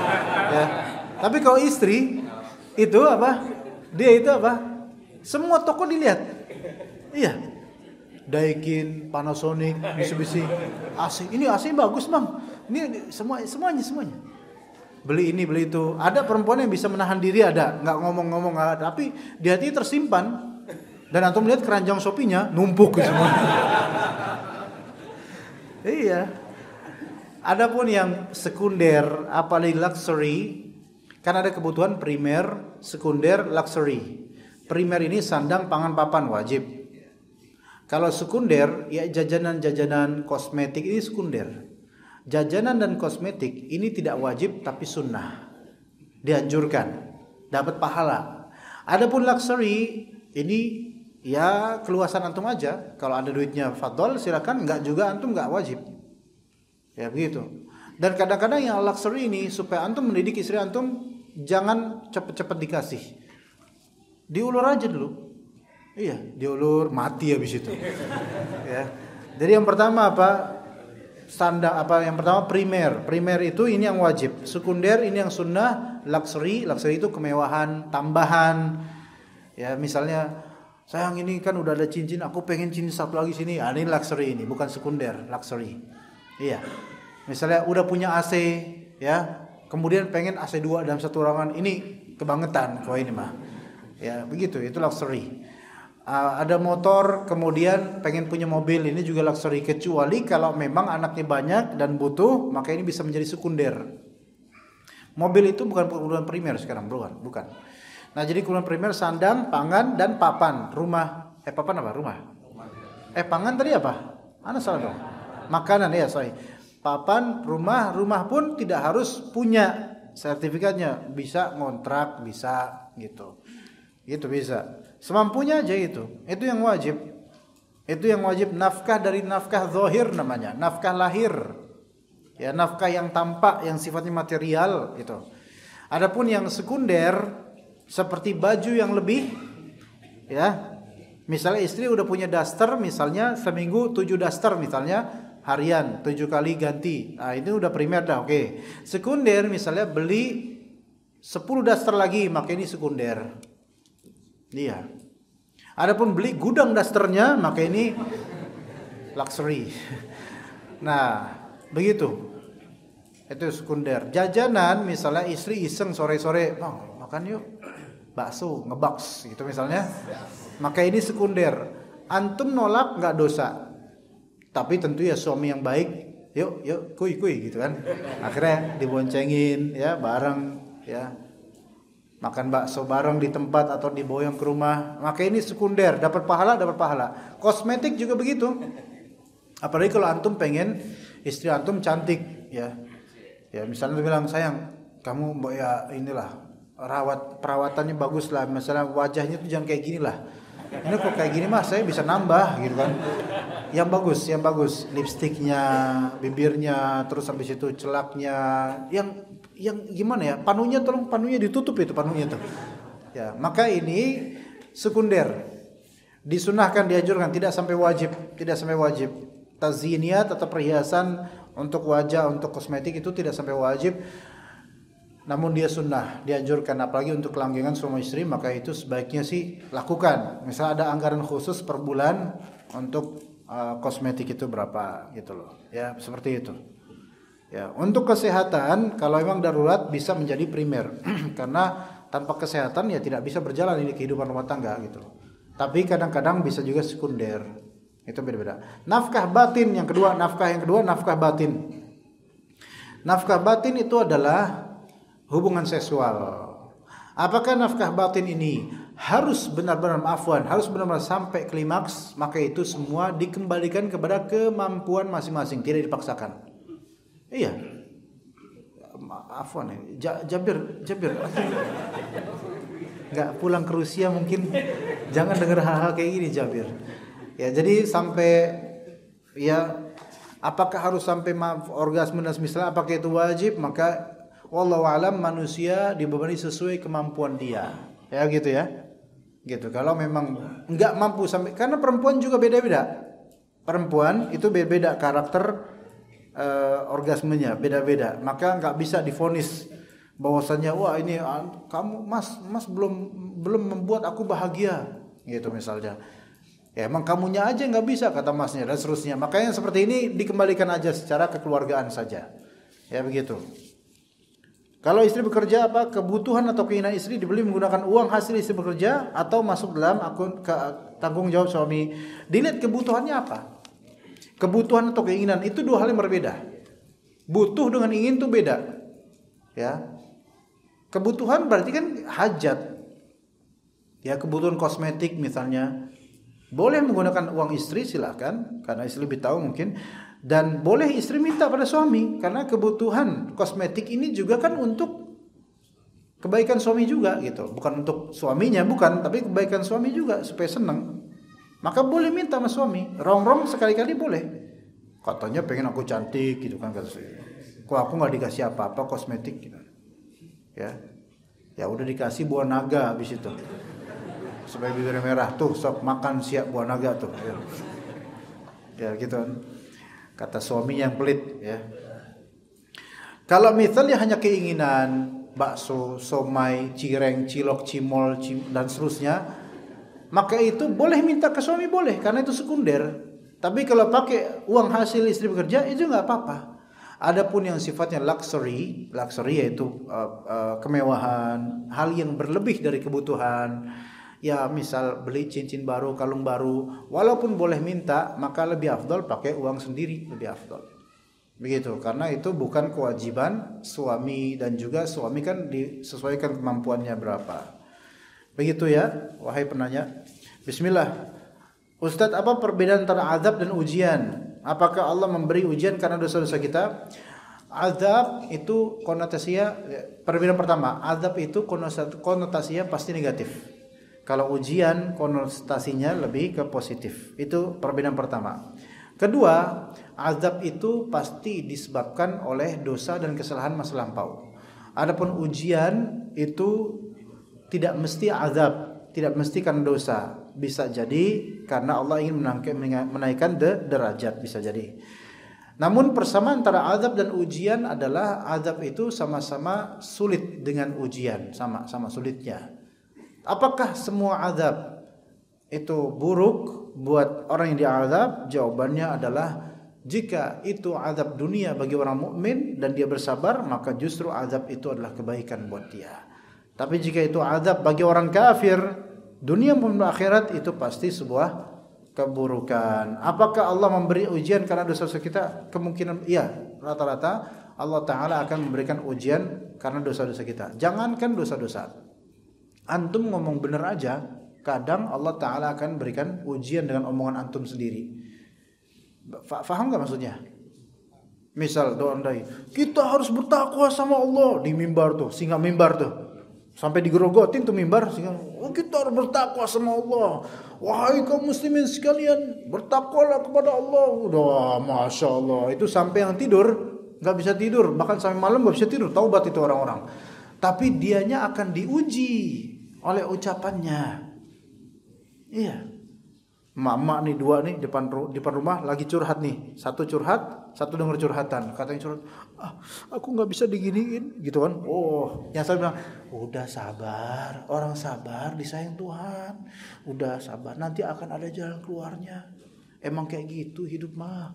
Emang laki-laki kayak gitu ya. Mulai. Semua laki-laki kayak gitu, sabar udah. Kecuali laki-laki saya gitu. Ya. Ngomongnya enak ya kan, karena kan dia nggak lagi diuji. Pada waktunya dia yang kena. Oh, suaminya ternyata pengen nambah. Wow. Sekarang gantian tetangga yang satu. Alhamdulillah ujian saya sudah berakhir. Ibu ujian baru ya? Sabar. Emang kayak gitu laki-laki ya gitu. Iya, semua akan diuji dengan ucapannya gitu. Apalagi dengan dosa gitu loh. Ucapan baik aja, kita berbuat baik, kita ngomong baik aja ke orang, kadang kita diuji dengan lisan kita, apalagi kalau kita berbuat salah. Tapi tenang, semua ujian itu kalau ditingkahi dengan baik, maka insya Allah baik. Dalam hadis ada sahabat yang minta nasihat Rasulullah, dan Rasulullah menasihati jangan marah sampai 3 kali. Kenapa Rasulullah tidak menasihati dengan hal yang lain yang lebih besar atau prinsipil? Jawabannya adalah kaidah likulli maqamin maqal. Untuk setiap konteks itu ada perbincangan tersendiri. Rasulullah SAW itu mengetahui siapa orang yang beliau berbicara dengannya. Kalau misalnya ada yang nanya, ya Rasulullah, ayyul a'mali afdal, amal apa yang lebih afdal? Rasulullah pernah jawab, as-salatu ala waqtiha, salat di waktunya. Itu mungkin karena sahabat tersebut mungkin ada kekurangan dalam masalah salat. Kalau ini kemudian minta nasihat, jangan malah taghdab, la taghdab, la taghdab. Mungkin Rasulullah melihat sahabat yang bertanya ini punya karakter yang temperamental. Gitu. Kayak misalnya antum datang ke ana, Ustaz, tolong nasihatin ana, Ustaz.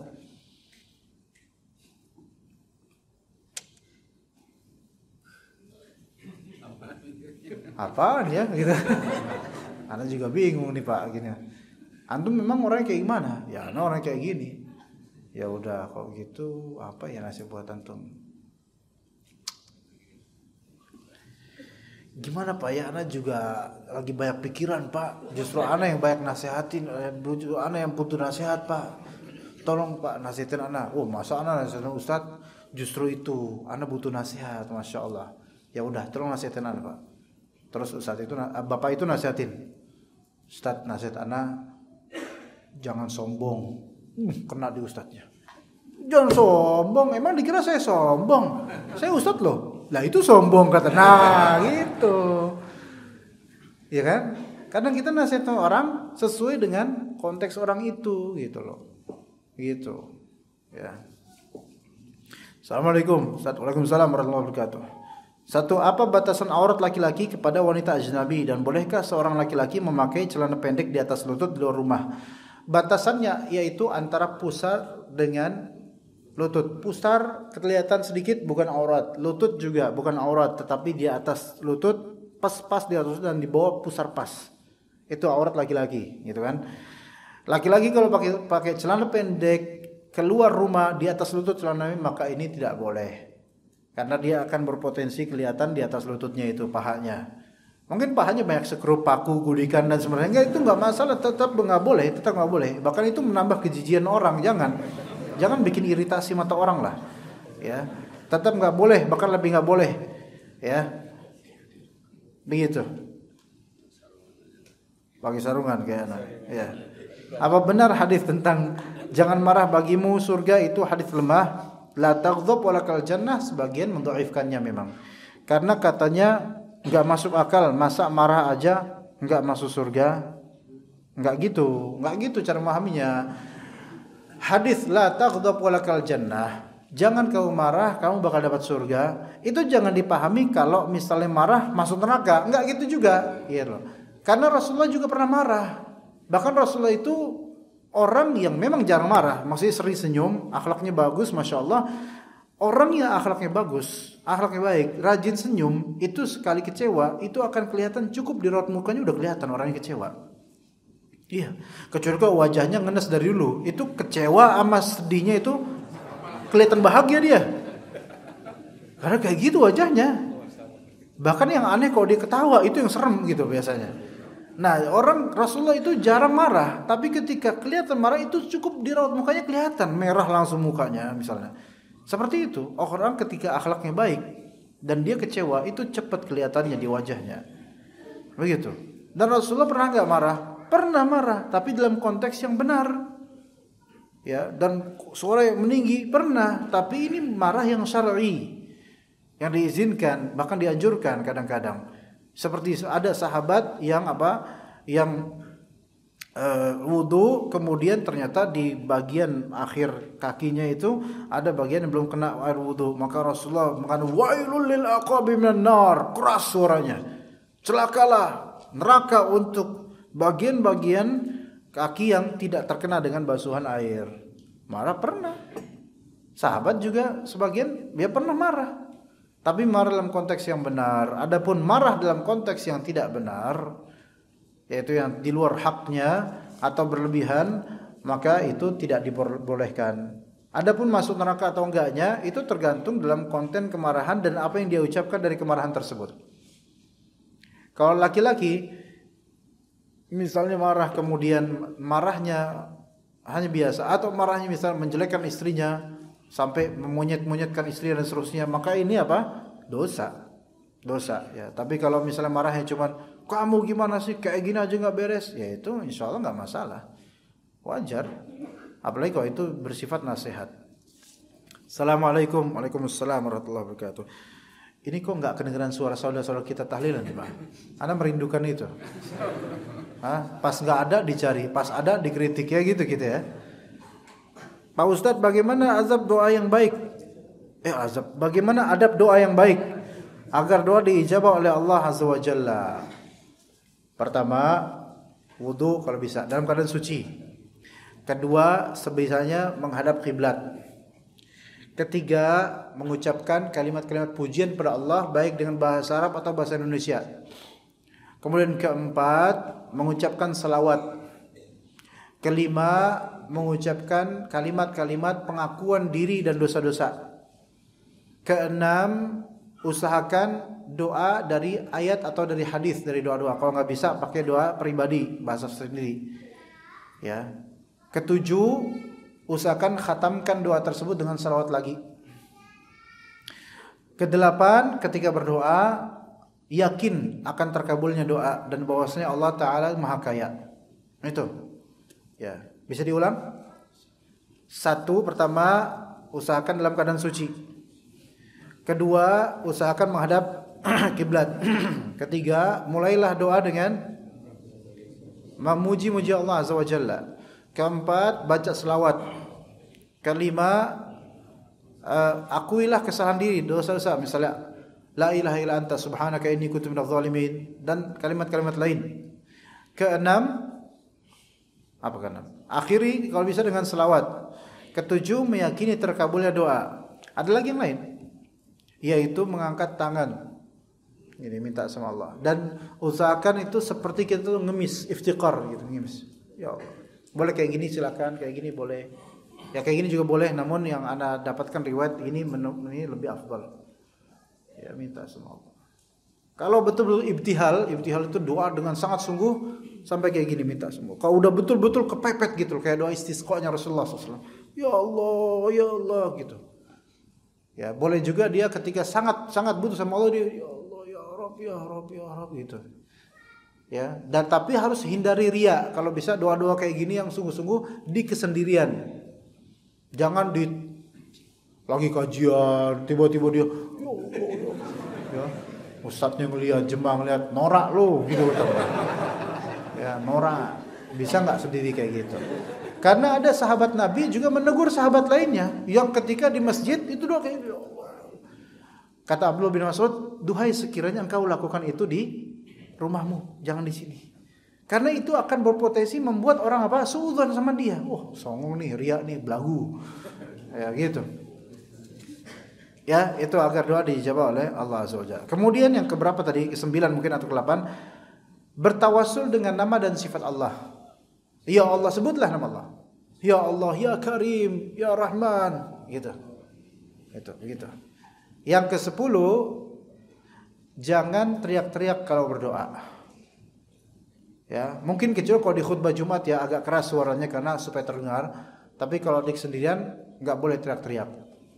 Ud'u rabbakum tadarru'an wa khifah.